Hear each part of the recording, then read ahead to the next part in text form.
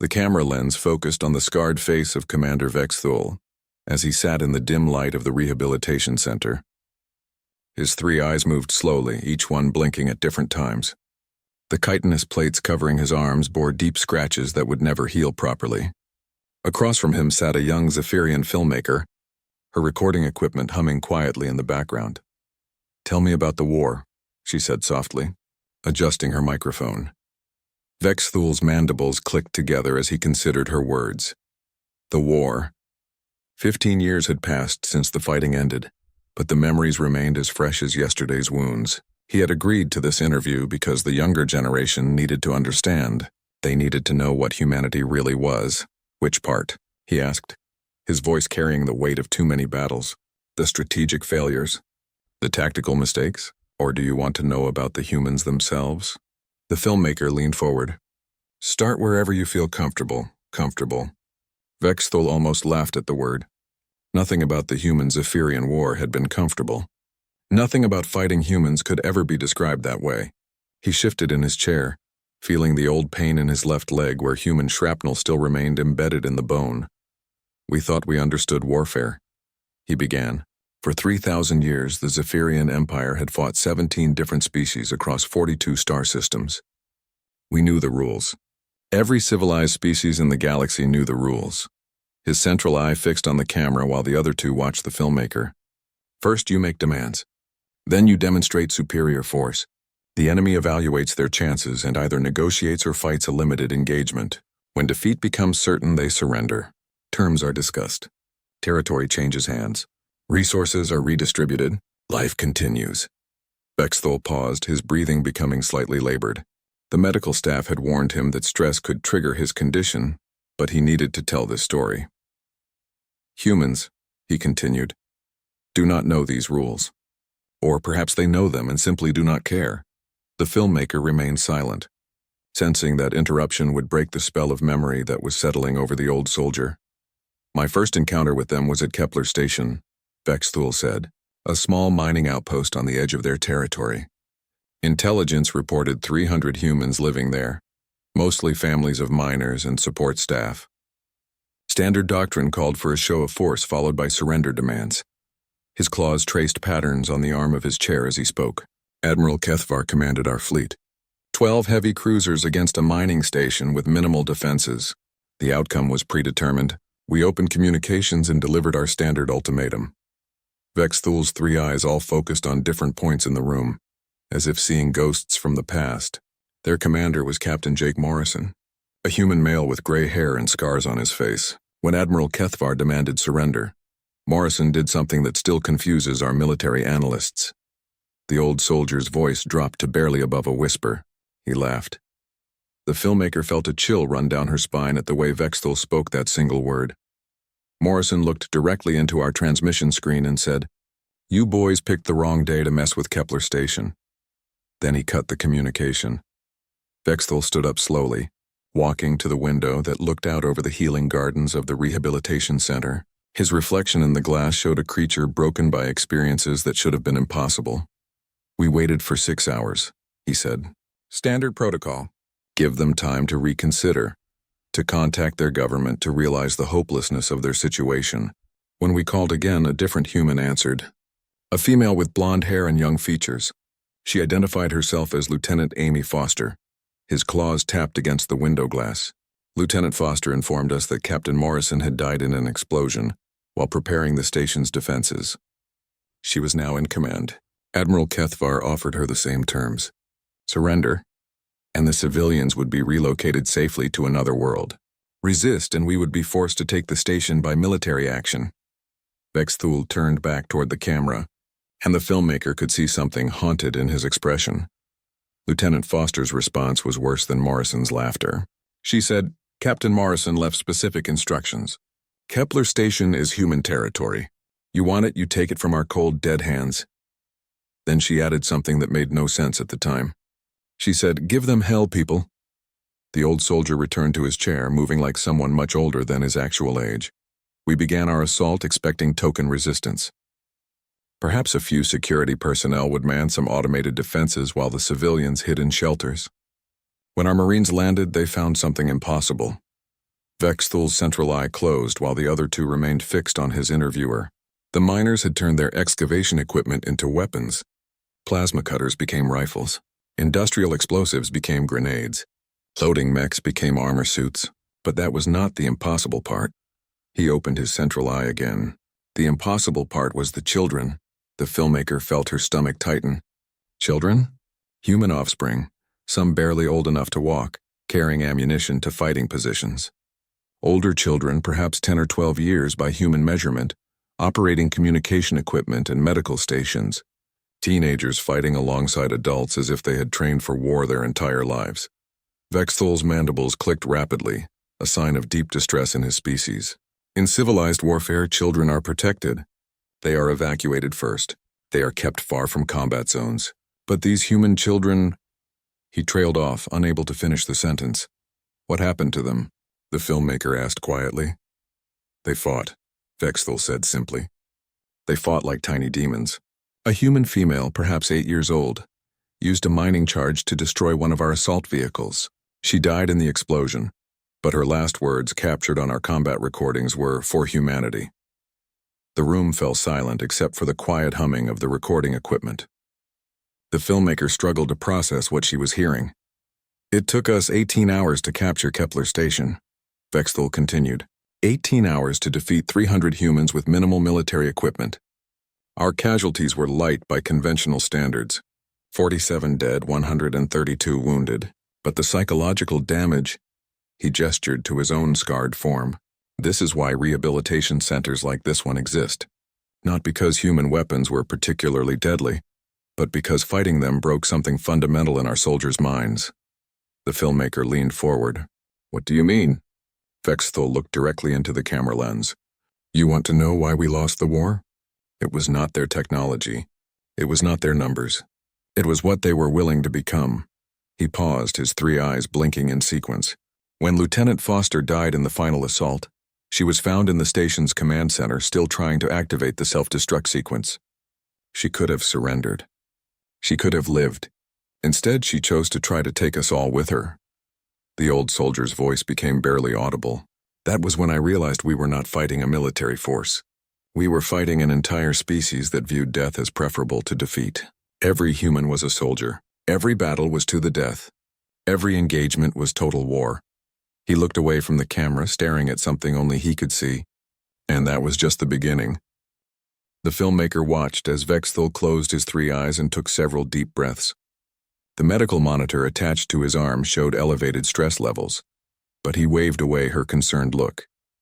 The Kepler Station incident should have been a warning, he said, his voice steadier now.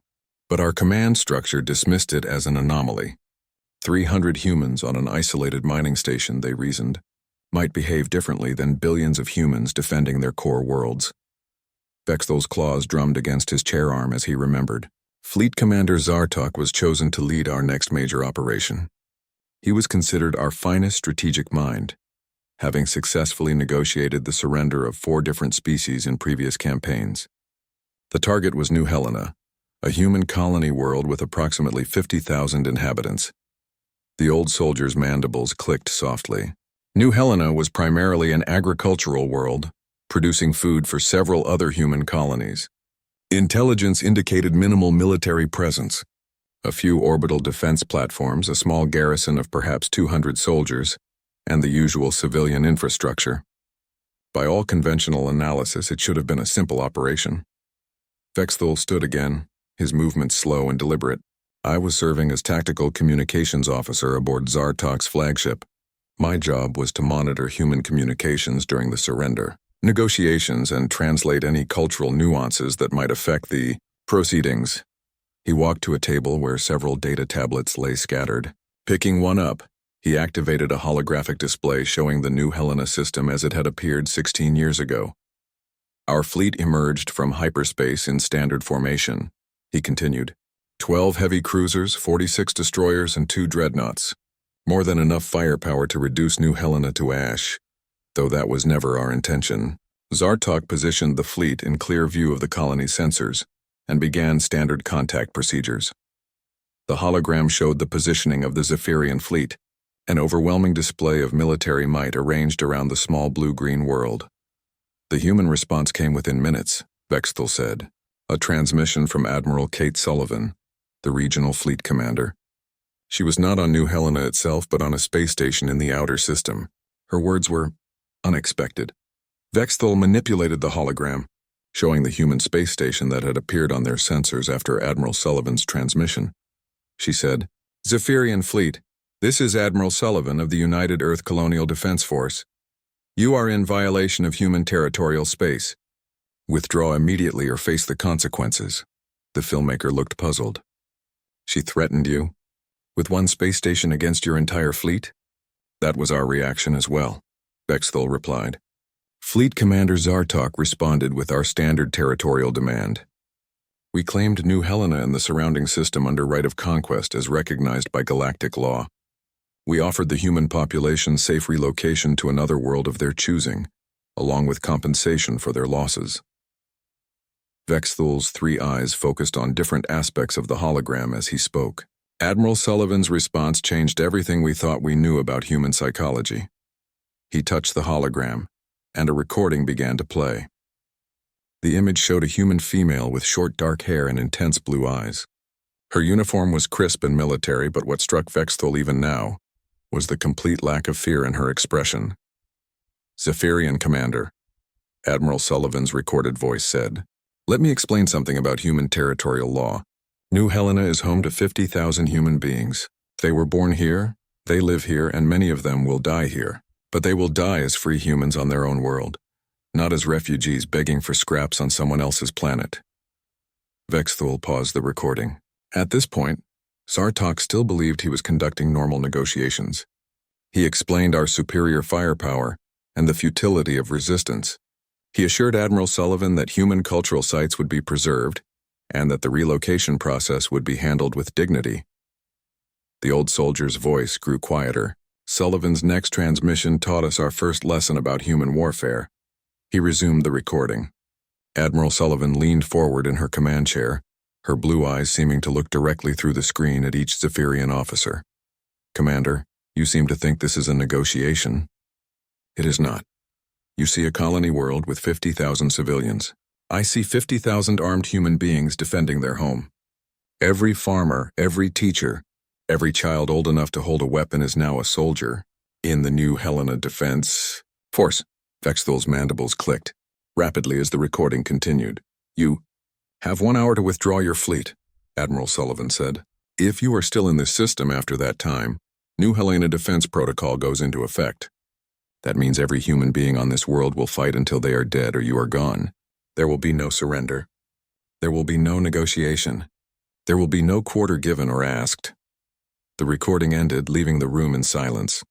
Fleet Commander Zartok was initially amused, Vexthal said. He had dealt with species that made bold threats before. Usually a demonstration of superior firepower would bring them to the negotiating table.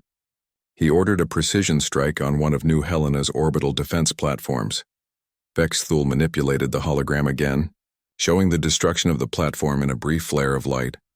The human response was immediate, he continued, but not what we expected. Instead of opening surrender negotiations, every communication channel from New Helena began broadcasting the same message. He activated another recording. This time, the image showed a human male in civilian clothing standing in what appeared to be a farm field. Behind him, other humans could be seen digging defensive positions. "This is Lieutenant Ben Carter of the New Helena Colonial Militia," the man said. "All civilians are hereby conscripted into military service under Defense Protocol 7. Report to your assigned sector commanders for weapons and ammunition distribution."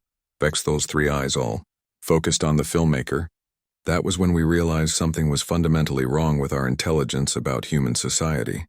He gestured to the hologram, which now showed dozens of similar transmissions from across New Helena's surface. Farmers carrying military rifles, teachers instructing children in combat tactics, elderly humans manning communication posts. Dr. Sam Rodriguez was a crop specialist, Vexthal said, pointing to another transmission. A civilian scientist with no military training. In his broadcast, he calmly explained to the population how to convert agricultural chemicals into explosives and how to use irrigation, systems to flood potential landing zones. The filmmaker felt a chill as she watched the recordings. They were turning their entire world into a weapon. Worse than that, Vexthul replied. They were turning themselves into weapons. We intercepted communications between parents and children. Humans were teaching their offspring how to construct improvised weapons, how to hide from thermal sensors, how to sabotage captured equipment. He showed her a recording that still haunted his dreams. A human female, perhaps 30 years old, was instructing a group of children who could not have been older than 10.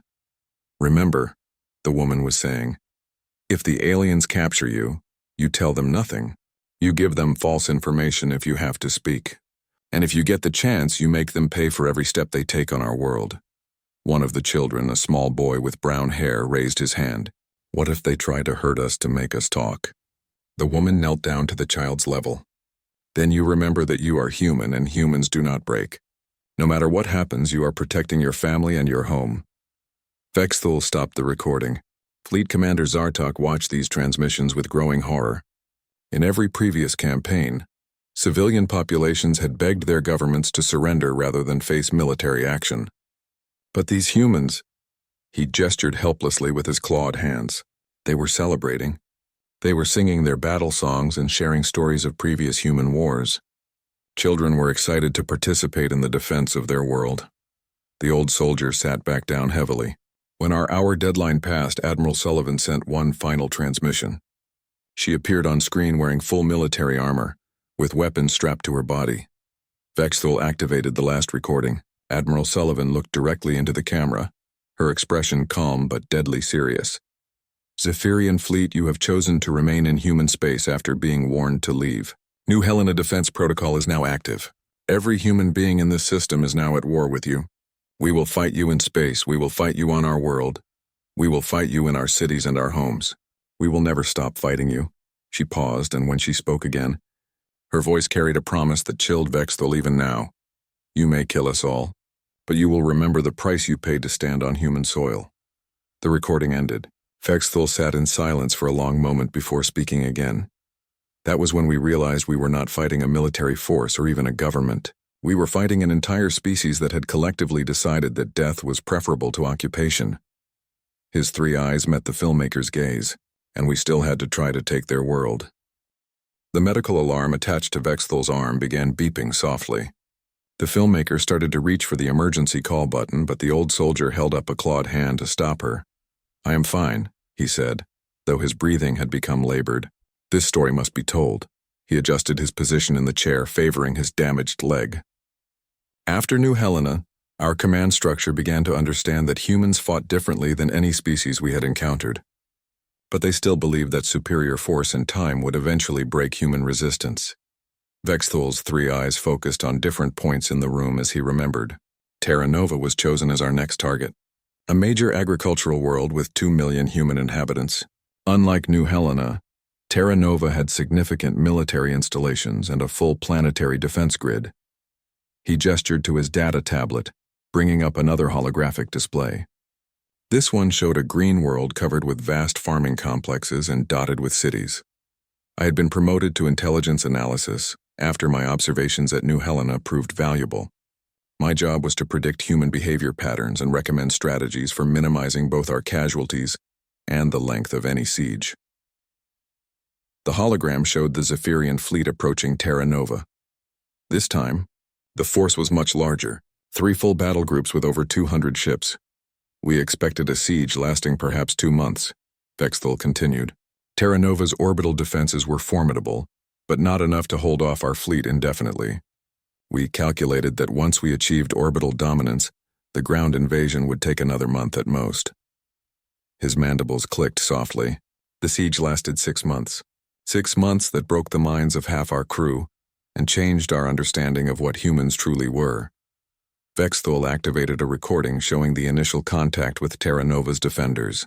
The image displayed a human female in military uniform, her brown hair pulled back severely and her green eyes holding an intensity that made the old soldier uncomfortable even now.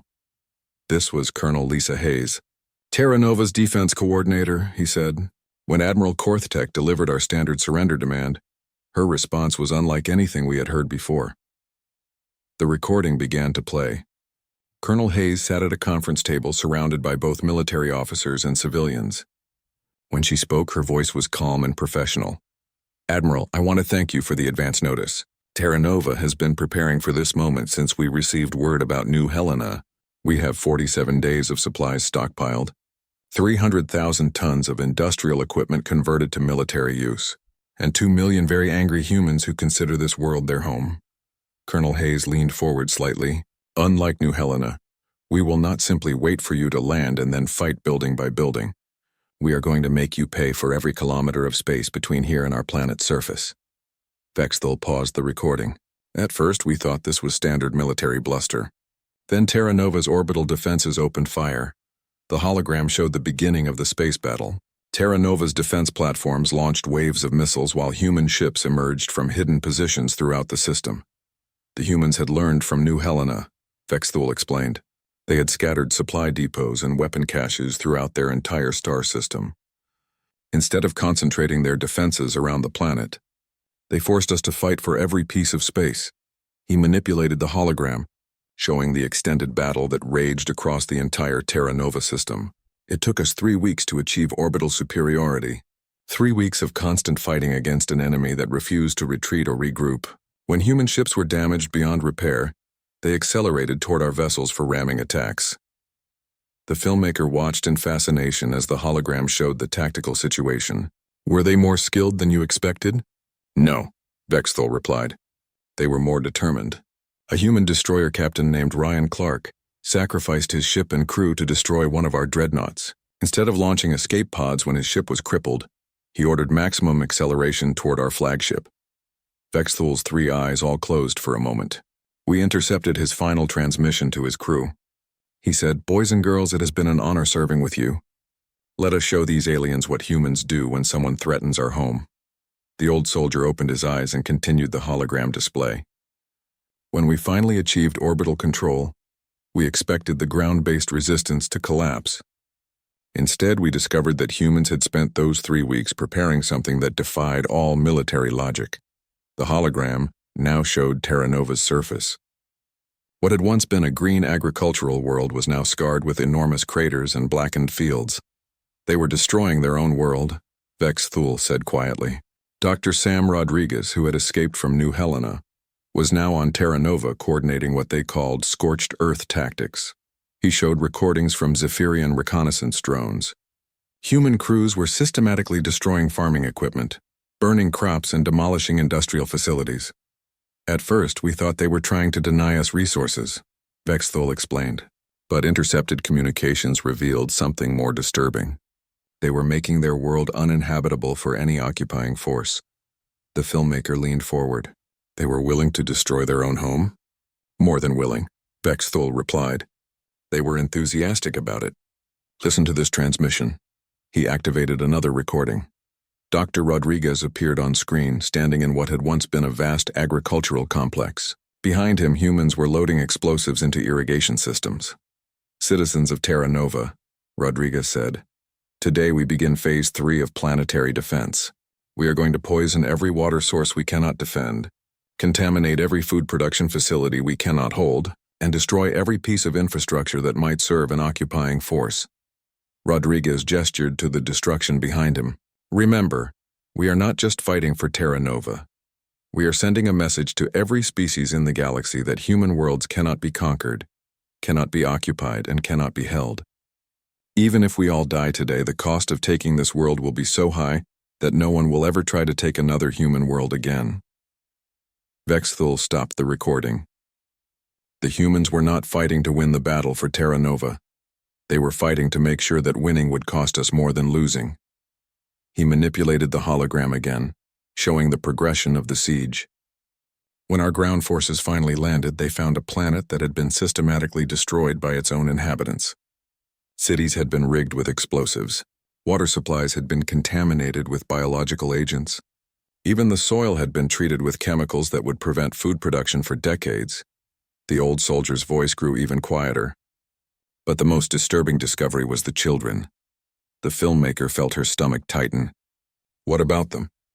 Colonel Hayes had organized the civilian population into what she called resistance cells, Vexthul explained. Each cell consisted of 1 adult and 3 to 5 children. The adult would teach the children basic military tactics, then would sacrifice themselves in an attack against our forces. He showed her a recording that still appeared in his nightmares. A human female, perhaps 25 years old, was speaking to a group of children who ranged in age from 8 to 15. "Remember what I taught you," the woman was saying. "After I am gone, you wait 3 days, then you start the harassment campaign. Use the sewers to move between buildings. Plant the small charges I showed you how to make. Do not try to win fights, just make them afraid to walk alone." One of the children, a girl with blonde hair, raised her hand. "What if they catch us?" The woman knelt down and looked directly into the child's eyes. "Then you remember that you are the future of humanity. You do not tell them anything. You make them work for every piece of information. And if you get the chance, you hurt them as badly as you can." Vexthul turned off the recording. "That woman died 2 days later in an attack on one of our supply convoys." The children followed her instructions exactly. The filmmaker struggled to process what she was hearing. "Children were fighting your soldiers?" "Not fighting," Vexthul corrected. "Hunting. These human children moved through the ruins of their cities like predators. They would plant explosives in damaged buildings where our troops might seek shelter. They would contaminate food supplies that our forces might try to use. They would send false communications to lure our patrols into ambushes." His claws traced patterns in the air as he spoke. The most disturbing incident involved a boy who could not have been older than 10. Our soldiers had set up a command post in what had been a school building. The boy approached under a flag of truce, claiming to have information about rebel positions. Vexthul's mandibles clicked rapidly. When our commander agreed to hear him, the boy activated a device hidden in his clothing. The explosion killed 12 of our soldiers and severely wounded 15 others. In his final moments, the boy was heard saying, "Tell my mom I kept my promise." The room fell silent except for the quiet humming of the recording equipment and the steady beeping of Vexthul's medical monitor. "Siege of Terra Nova officially ended after 6 months," he continued. Vexthul stood slowly and walked to the window again. Outside, other Zephyrian veterans sat in the healing gardens, some staring at nothing, others engaged in quiet conversation with their therapists. The rehabilitation center treated thousands of soldiers who had fought humans, and most would never fully recover from the experience. The space battle that ended our hopes of quick victory happened in the Proxima system, he said, his reflection ghost-like in the window glass. "Our intelligence indicated a major human fleet base there, but our estimates of their strength were—" He paused, searching for the right words. "Completely wrong." The filmmaker waited as Vexthul returned to his chair and activated another holographic display. This one showed a star system with multiple planets and a large space station orbiting the third world.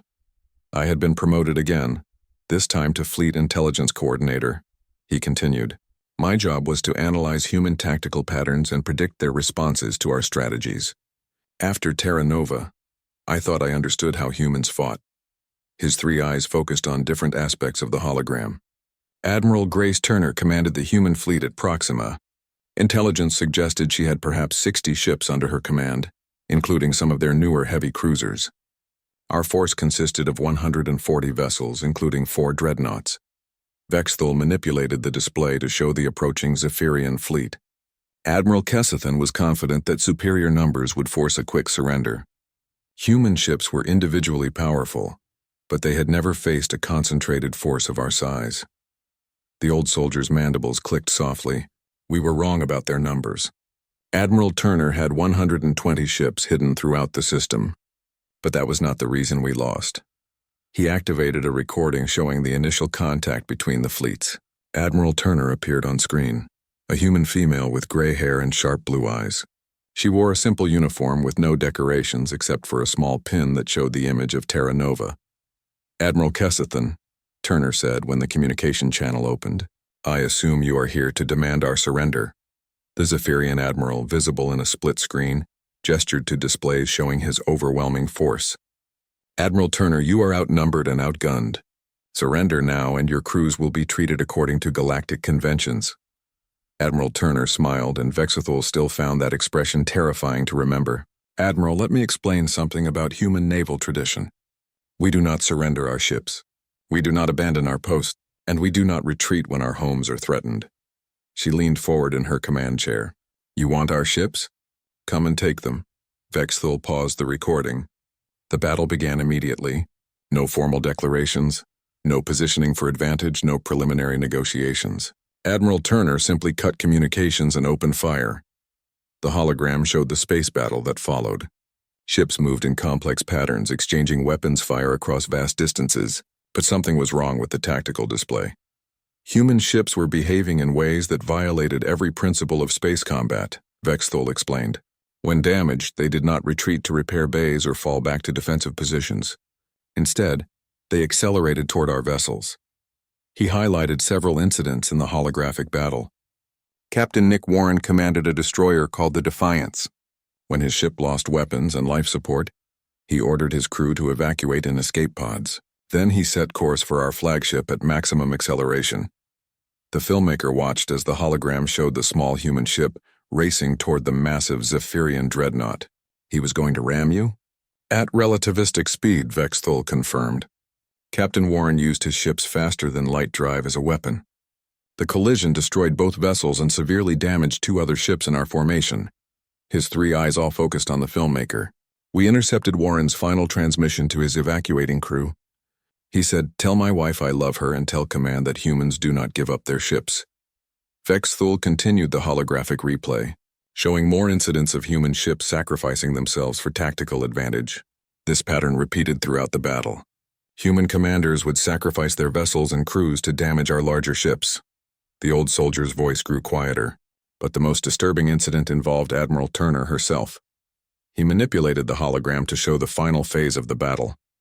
The human flagship, a massive battlecruiser, was surrounded by Zephyrian vessels. Admiral Turner's ship, the Intrepid, had been cut off from the rest of her fleet, Vexthul explained. She was outnumbered 10-1, with no possibility of escape or reinforcement. Admiral Kessiston offered her personal surrender terms. He activated another recording. Admiral Turner appeared on screen again, but now her uniform was torn and smoke filled her bridge behind her. Admiral Kessiston, she said calmly, you seem to think this is over. Let me show you how human stories end. Turner turned to her crew, most of whom were injured but still at their posts. All hands, this is the Admiral. It has been my honor to serve with you. Today we join the ranks of those who died defending humanity. She looked back at the screen. Admiral, you should move your ships away from mine. Vexthul's mandibles clicked rapidly as he remembered what happened next. Turner activated her ship's self-destruct sequence while positioned in the center of our formation. The explosion destroyed her vessel and 4 of our heavy cruisers. The hologram showed the massive explosion and its aftermath. Where the human flagship had been, there was now only an expanding cloud of debris and energy. We intercepted the final communications from Turner's bridge. Vexthul said. Her crew was not afraid. They were laughing and saying goodbye to their families as if they were going on a vacation instead of dying in battle. The filmmaker struggled to comprehend what she was hearing. They wanted to die? No, Vexthul replied. They wanted to win, and they understood that sometimes winning requires sacrifice that other species find unthinkable. He showed her recordings from other human ships during the battle. Bridge crews working calmly despite severe damage. Captains making jokes while their ships burned around them. Officers singing human battle songs as they prepared for ramming attacks. The psychological impact on our crews was immediate, Vexthul continued. Our soldiers began reporting phantom ships on their sensors. They would detect human vessels that were not there, or see attacking fighters that existed only in their minds. He activated a recording from a Zephyrian bridge during the battle. The crew was clearly in distress, jumping at sensor ghosts and calling out warnings about attacks that were not happening. Fear became our greatest enemy, Vexthul explained. Not fear of death, which all soldiers understand, but fear of an enemy that embraced death as a tactical advantage. The old soldier manipulated the hologram to show the battle's end. The Zephyrian fleet had won a technical victory, controlling the battlefield and destroying most of the human ships. But their own losses were catastrophic. We lost 63 ships and over 12,000 crew members, Vexthul said. The humans lost 97 ships and approximately 15,000 personnel. By conventional measures, we had won a decisive victory. He turned off the hologram and looked directly at the filmmaker. But Admiral Kessithan was found in his quarters 3 days later, having taken his own life. His final log entry said that he could not face the possibility of fighting humans again. Vexthul's three eyes focused on different points in the room as he continued. The surviving crew members began requesting transfers to non-combat positions. Our medical staff reported increasing cases of what they called phantom combat syndrome. Soldiers who had fought humans could no longer function in battle situations. The filmmaker leaned forward. What was causing this reaction? We had encountered an enemy that did not follow the basic survival instinct that drives all intelligent life, Vexthul explained. Every species in the galaxy fights to live. Humans fight to win, even if winning means dying. He gestured to the window where other veterans sat in various stages of recovery. Half the soldiers who fought at Proxima are residents here. They cannot sleep without seeing phantom human ships in their dreams. They cannot hear sudden noises without thinking they are under attack by humans who should be dead. Vexthul's voice became barely audible. I was on the bridge when we intercepted Admiral Turner's final communication to the Human Fleet Command. She said, "Mission accomplished. Proxima Fleet has given the enemy something to remember us by. Other human fleets should expect similar opportunities." The old soldier looked at the filmmaker with an expression of profound weariness. That was when we realized that every battle with humans would be like Proxima.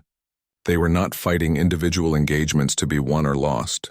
They were fighting a single long campaign to make the cost of conquering humanity too high for any species to accept. He paused, his breathing labored. And it was working. The medical monitor attached to his arm began beeping more rapidly, but Vexthul ignored it. After Proxima, recruitment for fleet positions dropped by 70%. Our own people were becoming afraid to fight humans. Vexthul closed his three eyes and leaned back in his chair. Admiral. The medical staff had entered the room twice during their conversation, but Vexthul had waved them away each time. The filmmaker could see that telling this story was taking a severe toll on the old soldier, but she also sensed that he needed to finish it. The war officially ended 18 months after Proxima, Vexthul said, his voice now barely above a whisper. But it did not end the way anyone expected.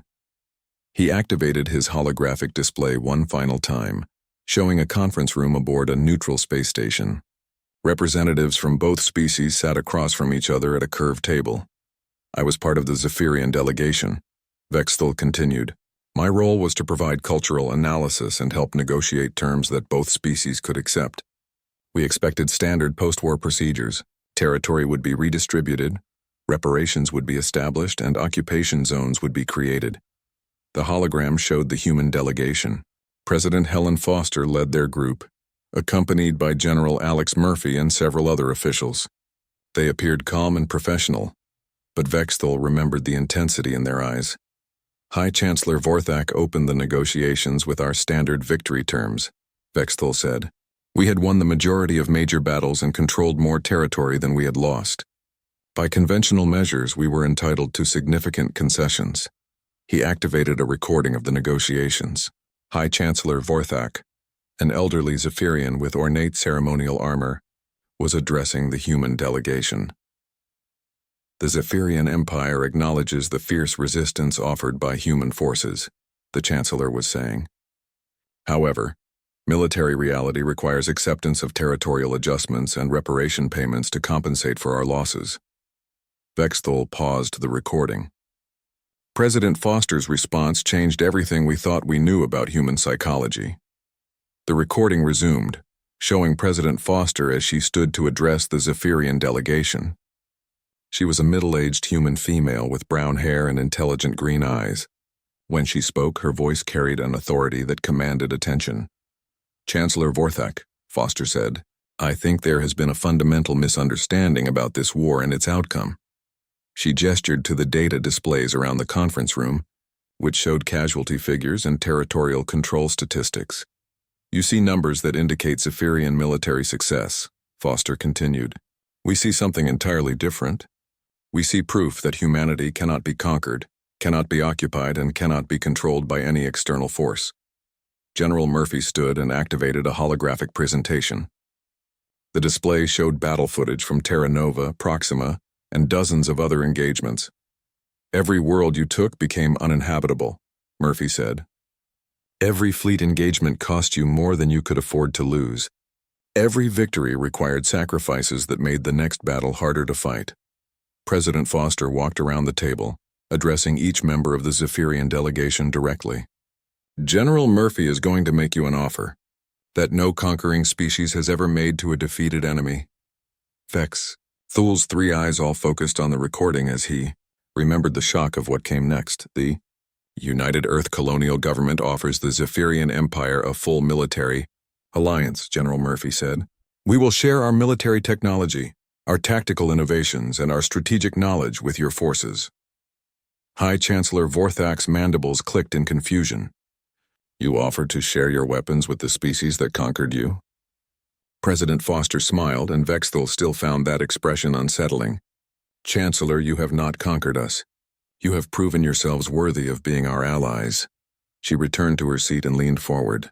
Humanity respects strength, courage, and determination. Your forces fought well against impossible odds and never broke under pressure. Those are the qualities we value in friends. Vexthul stopped the recording and looked at the filmmaker. That was when I realized that humans had never been fighting to win the war in any conventional sense. The old soldier's breathing was labored, but he continued speaking. They had been fighting to demonstrate that conquering humanity would be too expensive for any species to attempt. And once they had proven that point, they were willing to become friends with anyone brave enough to try. He activated another section of the recording, showing the detailed negotiations that followed. Human representatives were offering advanced weapons technology, tactical training programs, and joint military exercises. General Murphy explained human military philosophy. Vexthul said, they believed that having strong allies was more valuable than having conquered subjects. A willing partner could provide more military value than an occupied territory. The filmmaker struggled to understand. They wanted to be friends with the people who had invaded their worlds? More than friends, Vexthul replied. They wanted to create a new kind of military alliance. Humans would teach other species to fight the way they fought. In exchange, those species would help defend human territory against future threats. He showed her recordings of the human technical presentations, advanced ship designs, new weapon systems, and revolutionary tactical concepts that had never been seen in galactic warfare. The most disturbing offer was the human combat training program, Vexthul said. They wanted to send instructors to train Zephyrian soldiers in human fighting methods. He activated a recording that showed a human military instructor demonstrating tactics to a group of Zephyrian cadets. The human was teaching them how to fight with the same desperate determination that had made humanity so terrifying to face. Within 5 years, Zephyrian military doctrine had been completely transformed, Vexthul continued. Our soldiers learned to fight like humans. They learned to view death as an acceptable cost of victory. They learned to sacrifice everything for tactical advantage. The old soldier's three eyes focused on the filmmaker, and it worked. The combined human Zephyrian fleet became the most feared military force in the galaxy. Other species began requesting alliance terms rather than risk facing an enemy that fought like humans. He gestured to his data tablet, which showed current galactic political maps. Large sections were marked as human Zephyrian alliance territory. Today I serve as a military advisor to joint human Zephyrian units, Vexthul said. The species I once feared has become humanity's most trusted ally. Human military philosophy has spread to over 20 different species. The filmmaker leaned back in her chair, trying to process everything she had heard. What happened to you? How did you go from fighting humans to working with them? Vexthul's mandibles clicked softly. President Foster made a personal request during the peace negotiations. She asked for volunteers from among Zephyrian veterans to help create the new alliance military structure. He activated one final recording, showing himself in a much younger form, standing beside President Foster at a signing ceremony. I volunteered because I realized that humans had taught me something important about warfare, he said. They had shown me that the strongest military force is not the one that wins every battle, but the one that makes its enemies too afraid to fight. The old soldier turned off all his displays and looked directly at the filmmaker. Humans changed the nature of galactic warfare forever. Before them, wars were fought for territory, resources, and political advantage. After them, wars became total commitments where losing meant complete destruction. He gestured toward the window, where alarms had begun sounding in the distance. Emergency lights were flashing, and military vehicles could be seen moving rapidly across the rehabilitation center's grounds. A new threat has been detected at the galaxy's edge, Vexthul said, standing slowly. An unknown species with advanced technology and aggressive intentions. Through the window, they could see human and Zephyrian ships launching together from nearby military bases.